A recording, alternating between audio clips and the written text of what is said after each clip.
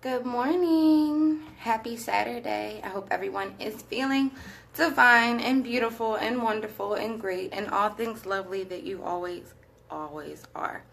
So, I haven't done a live in a long time, just taking space to gather and collect my thoughts so that I am better able to share them with other people. So sometimes you have to take space. So I haven't been on here in a while, and I won't always be here. But to get to the point of why I'm here, so I'm working on something, I'm working on something, and I would like to share pieces of it, pretty much about how the boldness of your thoughts translate to the quality of the action of your thought. Good morning. Hey, hello, hi. Okay, so I'm going to jump right in because I feel like I should just get straight to the point. I took notes because I'm actually going to write a blog about this soon in article format. So you'll have that. But for now, I'm sharing tidbits of it because I feel that it's so necessary for you and your thinking. So before I start talking to you, I at least want to wish you the best Saturday that you can possibly have. I hope that you honor your highest good today. I hope that you feel loved, appreciated, and beautiful today. If no one tells you, which they don't fucking need to for you to feel it, take a look in a mirror, tell it to yourself. Hey girl, you bomb as fuck, okay? You do something, but either way, have a wonderful Saturday. So I pretty much called this whole idea the art of evolutionary alienation. And why is that? Okay, so we're going to start. My handwriting sucks. So, excuse me. So, pretty much I was on the beach and I was thinking. I'm always thinking. I'm over analytical, but learning how to use that in my benefit instead of letting it be my downfall.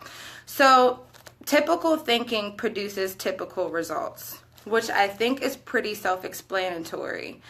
But when you're talking about trying to change your life, trying to change the caliber of your life, trying to exhilarate pretty much the quality of your thought process to produce better results, typical thinking isn't going to get you the extraordinary results that you want. So if you have typical thought processes and you're trying to apply them to bigger, broader ideas, it's going to be rather hard to get to your projected goal because your thought processes don't match the extremity of the goal that you want. For instance, let's say you want to make $1 million. This is just an extreme example because extreme examples are a lot easier for people to grasp. You want to make $1 million, so you tell yourself you're going to find a job, and you get the first job that you can find, and you work at Best Buy. So that's a typical thought. You have an extreme goal. Your typical thought to work somewhere or to get a job probably isn't going to get you to the extreme production of $1 million. So the thought and the desire don't align. So pretty much daring to think outside of the normal spectrum is what I mean, which takes some time to get comfortable with. For myself, I'm always having very extreme, crazy thoughts, so I'm trying to figure out whether to ground them or stay in a very heady space, but to pretty much allow yourself to think differently. So if you don't know how to think differently, which is a thing, pretty much start exposing yourself to things that you would never pretty much watch. Binge on documentaries. Binge on reading materials that you never thought you would pick up. It doesn't have to even be anything of your particular interest. However, reading other people's thoughts, reading other theorists, listening to politicians, not these politicians, I think they suck, but pretty much involving yourself in other circles or arenas that you wouldn't normally involve yourself in so that you can expand your level of awareness, which then expands your thought process. So I kind of went into a greater detail about what exactly is thought, because we throw the word around so much, the process of thinking to have a thought or an idea, and especially when we're talking about thinking outside of the normal spectrum to produce extraordinary results and get away from typical thinking. So pretty much I broke it down into either the irrational or rational analysis of all things pertaining to existence. What? I'll say it again. So, again, I say, it is the irrational or rational analysis to all things pertaining to existence. So you think about inventors. How did they invent these outlandish things? Because for them at the time, compared to how other people were thinking, their thought process would have probably been deemed irrational. So it pretty much, however your perspective breaks down the world around you, and how you can break down the world around you. And it doesn't even have to make sense. You know, I was in the plane earlier, and I was thinking about if you have some sort of acid in a cup, and you put something in the cup, and then it dissolves, you had an object, and then all of a sudden the object isn't fucking there anymore. And I'm like, how does that work? Does the substance change? Do the atoms in the chemicals now also have particles of this substance in the cup? I'm like, whoa, what's going on here? So I sat there for 30 minutes pondering all these things that I could put into this hypothetical situation so I could understand it. You're always learning, you're always growing, you always have a thought. Now sometimes those thoughts that you have could turn into really big things. If you honor the thought, you see it through. So also I qualified it as holding ideological space or spaces. Again, it kind of just goes back to how you formulate the world around you, or the formulation intended to yield extraordinary action. So thought is a formula. If you look at it, thinking, thought, whatever goes on up here in your mind's eye is a formula to get a result. So on a simpler level, you want to make a meal. You think about how to make the meal, you think about the ingredients, you think about the time it takes to cook it, you might have to research the thing. Regardless, that thought process was an equation to get your result. So breaking down how we look at thoughts to get to extraordinary thinking, okay? I'm not going to speed this up. It is what it is. So historically, influential or impactful people were not considered typical thinkers. I think that this is very important to understand, that some of our greatest inventors, our greatest scientists, our greatest influencers in the world were not considered typical thinkers. Nothing about them was typical. They were bold enough to put their extraordinary thoughts into reality, whether they be approved thereof or not.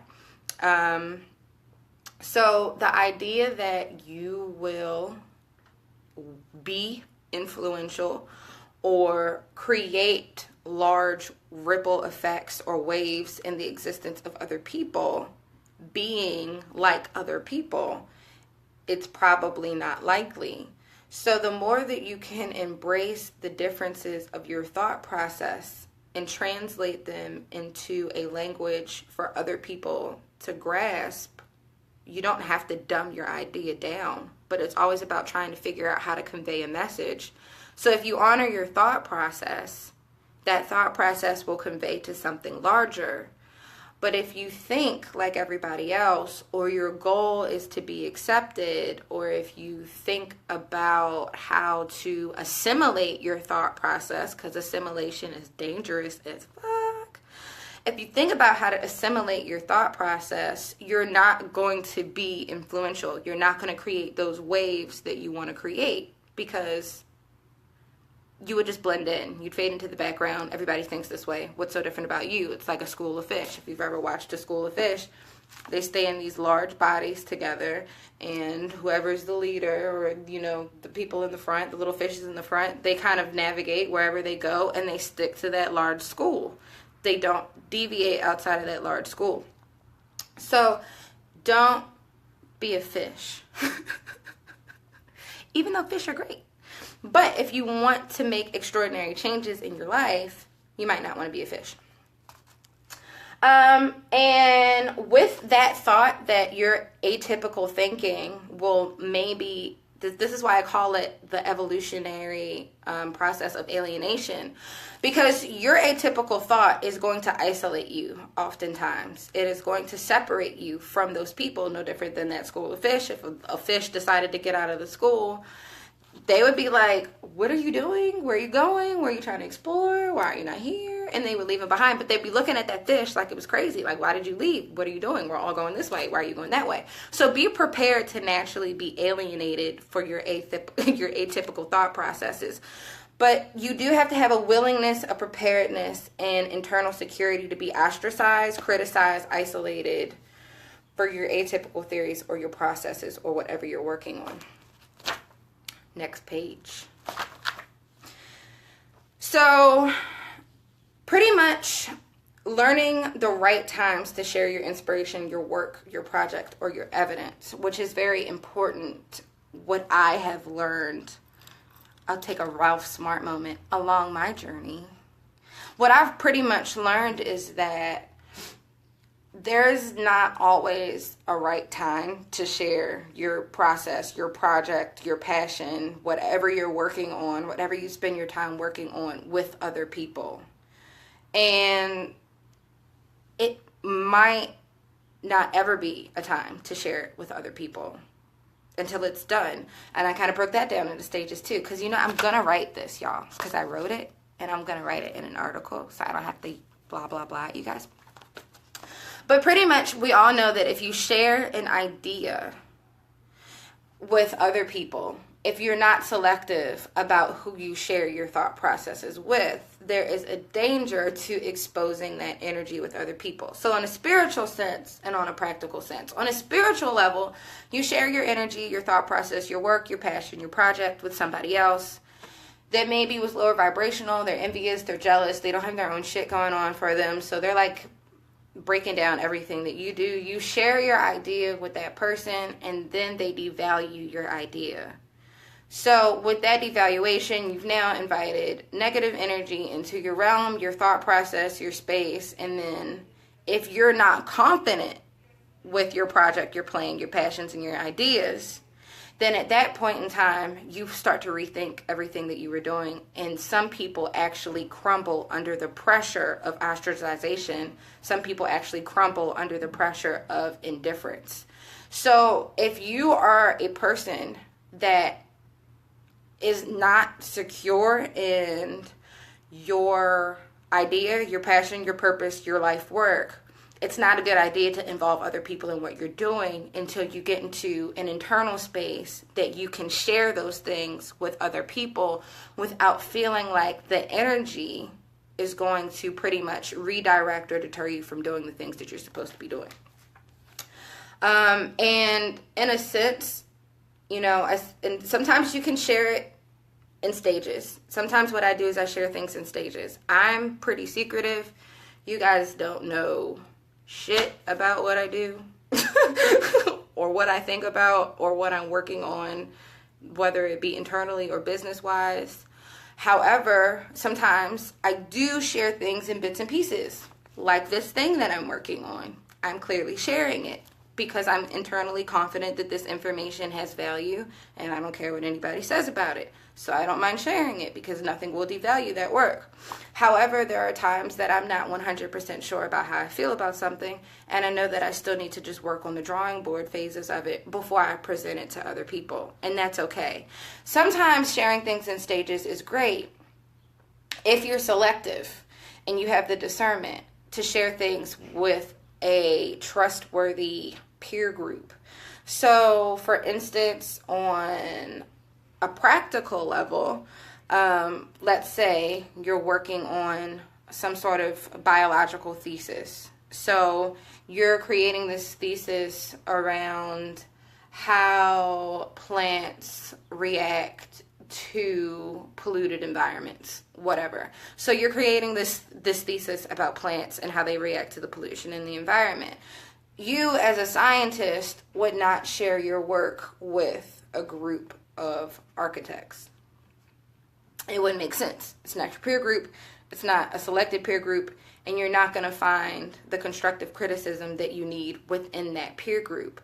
So, for instance, sharing things sometimes is great for building. If you're sharing things with people that have more insight than you, know more than you, or have something to offer to your thought process from an unbiased standpoint, That way, you're continuously growing your idea, you're continuously evolving, you're able to integrate that constructive criticism into your life. So it doesn't make sense for you to share your fashion design product with, you know, a group of scientists, because they're not going to be able to add any value to whatever you're doing. Point blank, period. And then also be very selective, because going back to what I said before about inviting negativity in your space, and we all know those people that are always like, you can't do this, you can't do this, why would you do that? Avoiding those people. But again, on a practical level, what I meant to say is not everyone is going to be prepared for what you're doing, what you're thinking about in your work, on a gradient amount of levels. The most realistic level, especially if you're working towards something that you plan to publicize or introduce into the world publicly, it is not very wise to always share your ideas, because we know that piracy is a thing. People do steal shit. People copy and paste statuses all day long, and that's just a minimal thing. So people do steal your photography. People will steal your writing. People will steal the words right out of your mouth, put them in quotations, and write their name at the bottom of it. So be very careful about how you share yourself. So don't allow your overeagerness to share to be your greatest downfall. Because I'm really overeager to share things sometimes, but I've learned when to hold my cards and not show them. So I'm like really overeager to share pictures of my vacation, less overeager now to share my thought processes and everything that I'm working on, again, on an internal level and on a business level, because it just doesn't matter. And sometimes it's nobody's business. And so you have to realize that in a day and an age of oversharing, where social media is king and you pretty much share the last time you took a shit, don't be so overeager to share that you share too much and it becomes a detriment to your work process. What do I want to say next? Because I'm not reading all of this. Cover the steps. So, cover the goal, the blah, blah, blah. Get your shit out into the world, blah, blah, blah, blah, blah. Okay. So, then I go into pretty much saying, finding the comfort in the areas of pretty much indifferent reception. So that goes into we're past the phase of we decided whether or not to share or not to share. We decided to share with the world. We've put it out there because we're confident enough to put it out there. So what happens when we put it out there and nobody wants to deal with it? Nobody wants to fuck with it. They don't want to see it. They don't want to hear your ideas. They're like, screw you, boo. So what happens when that happens? So pretty much, this is where the alienation part comes in, because I said it before, be prepared to be ostracized or alienated for your ideas or atypical thinking, because atypical thinkers were usually deemed crazy before they actually got any global recognition, any monetary recognition for their ideas. It took everybody else a long time to pretty much follow them to see through their atypical thinking process. So if you're being alienated, it's quite okay. Sometimes it's because you're doing everything right. In order to be confident and comfortable in that, you have to understand the value and the worth of whatever it is that you're doing and the level of importance it is, and understand what your desired outcome is. So pretty much, it doesn't always have to be monetary. Everybody responds to monetary outcomes, but it doesn't have to be monetary. So sometimes maybe your goal is you're working on a project that, you know, it feels like you just want to help this one particular person. You've been studying this one particular person and you really want to affect their lives. So you've been personally plotting something to uplift this particular person. In that sense, you know that your end goal or your outcome is to better somebody else's life or the quality of somebody else's life. Therefore, you understand the value or see the worth in it. For instance, if you wanted to sponsor an individual that happened to be jobless or homeless, You pretty much raise all the funds to get them into housing and to get them a job and clean them up. That was your project. That was your plan. That was your purpose. You wanted to see them do better in life. Some people may question why you're doing it, why you decided to help this person. They didn't do it for themselves, blah, blah, blah, blah, blah, blah, blah, blah, blah. But you understand the value and the worth of what you're doing. Therefore, you find it valuable. Therefore, you continue your work. In a harder arena, if you're a writer, if you're an artist, if you're a musician, sometimes what we want is public recognition for what we're doing. And that doesn't always come in every arena that we work in. So it's very important for you to understand the importance of what you're doing for yourself and the importance of what you're doing on a spiritual level in terms of collective consciousness. Because the thing about collective consciousness is we live in a realm where everything is validated by quantitative results. We live in a world where you feel better about your picture the more likes that it gets. You feel better about your status the more likes that it gets. Sometimes you feel better about your life the more money you make. So we live in a world that societally tells us that pretty much the validation in the work that we're doing is determined by a quantitative amount and a response or a manner. But in terms of collective consciousness and changing the way that people think across an energetic wavelength, sometimes you just have to put the idea out there, and it doesn't have to be validated by large sums of people for it to actually be valuable. So you just putting the information out there in general, you might not have a lot of people on your friends list. Let's say you said something really fucking inspirational in the morning. Maybe nobody saw it. It doesn't matter if it wasn't seen. You publicly and you energetically put it into the world. Because you energetically put it into the world, it does resonate. There is an energetic frequency that we all operate on, and that does get picked up. So you are doing valuable work. It does not have to be openly validated in any quantitative amount for you to feel like that it is important or that it is valuable. So you have to believe undoubtedly in your passion or your purpose in your project, because otherwise sometimes you will, again, like I said earlier, you'll crumble under the pressure of other people ostracizing you. You might crumble under the pressure of people telling you that you should do it this way, but you know in your heart you should do it the other way. And you might listen to the wrong group of people, and then you fuck up your whole thing.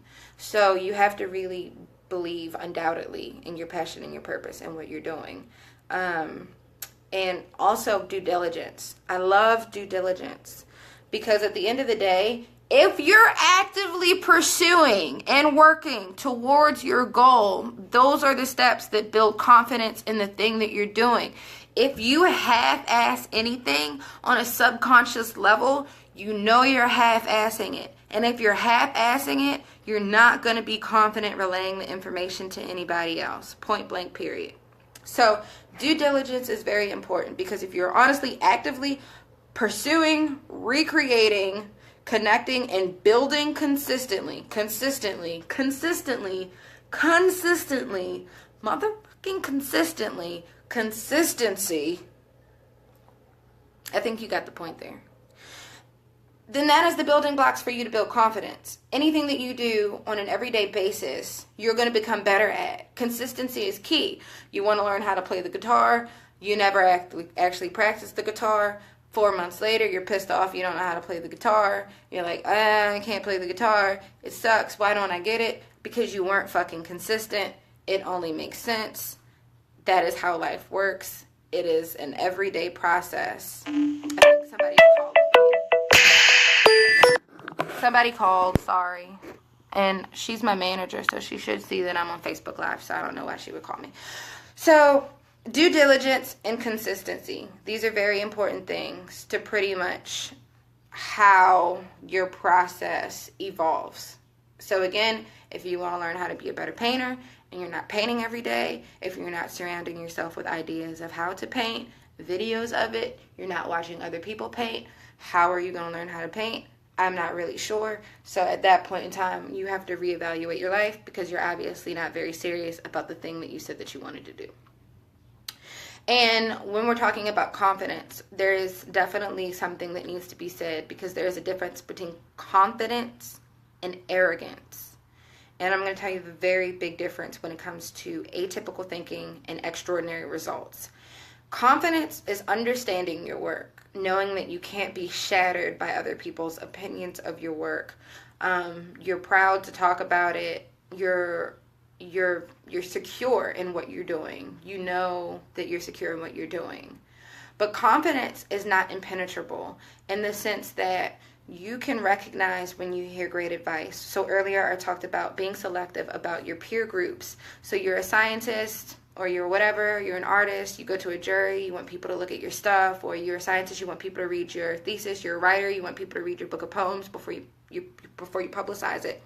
Your confidence says, I'm secure in my work enough to show this to you. You over here that may have more knowledge or understanding of what I'm doing than what I'm doing. So when you go over here to this person, you're like, hey, this is my thing. I'm so confident in it. I want to share it with you.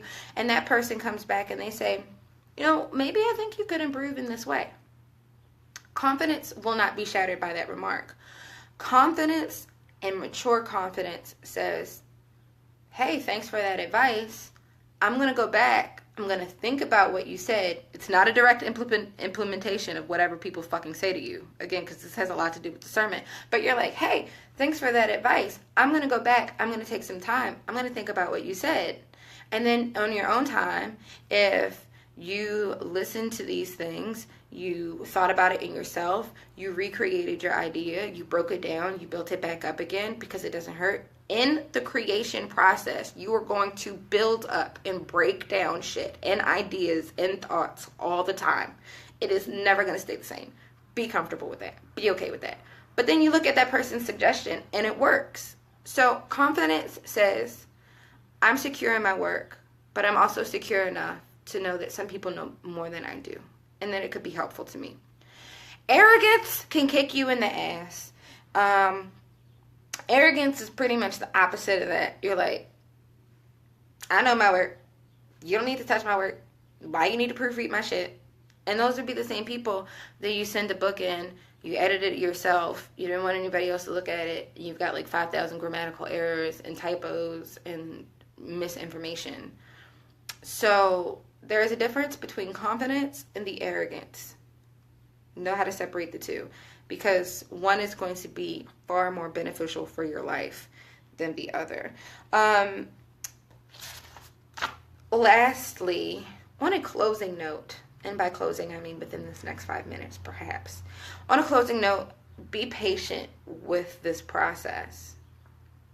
Millionaires weren't made overnight. Some of the greatest musicians started from the time that they were 3 years old and never stopped. Be patient with your process. We put a time limit on everything because we make time a concrete situation in our living every day. But be very patient about your process. But patient and persistent. So, for instance, Einstein's theory of relativity took him a large part of his fucking life to actually even get credit for. But it was worth it, right? So he waited several years for somebody to not think he was crazy, and somebody to actually pick up his idea and listen to other scientists, and other scientists wanted to discredit him because they were jealous, and you got to go through this whole thing. But he actually ended up in his end goal. That was his end goal. But he was patient, he was persistent, and he did his due diligence because he was passionate. He knew that's what he wanted to do. So at the end of the day, your end goal is going to take time. Sometimes our end goal is to want to be recognized, which sometimes we have to rethink whether or not the end goal is really recognition.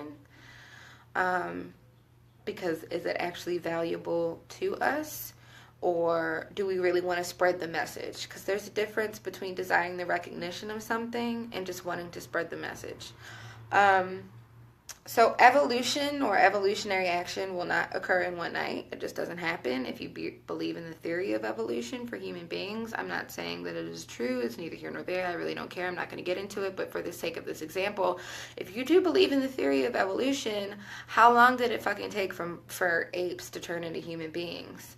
So how long do you think it's going to take for your extreme radical idea to birth into the world effectively, productively, and wholly.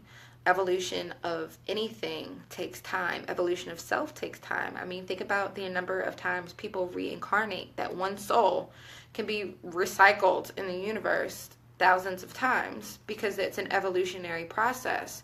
The work that you're doing in this life can very well affect the quality of your life in the next life. So even if you do the work, your passion, you pursue your life's purpose your whole life, and you die pursuing your life's purpose, you fucking won, okay? You won. You did the damn thing. Okay, you go into the next round. You go into the next level on some advanced super science shit. So that's great.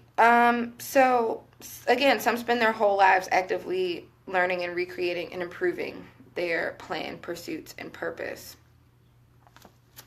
I'm not reading anything else from this book. So, quick recap of what I just said.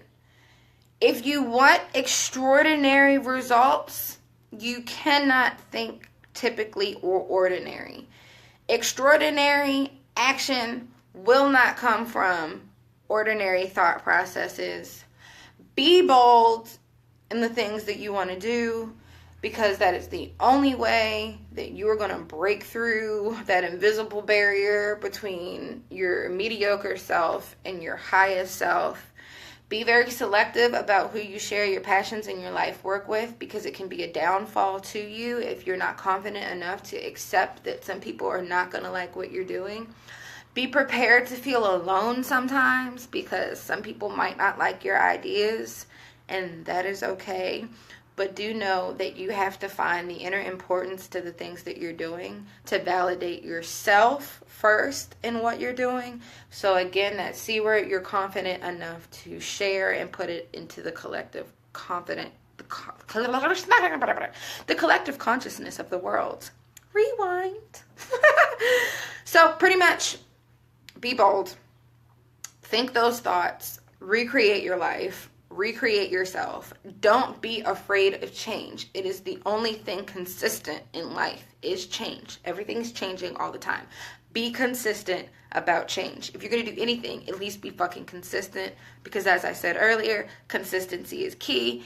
Again, some simple results. You want to save $1,000, but you're not putting any money in your savings account. You're not going to save that $1,000 because you weren't consistent. You want to lose 10 pounds. You're still eating donuts. You're not consistent. You're not going to lose those 10 pounds.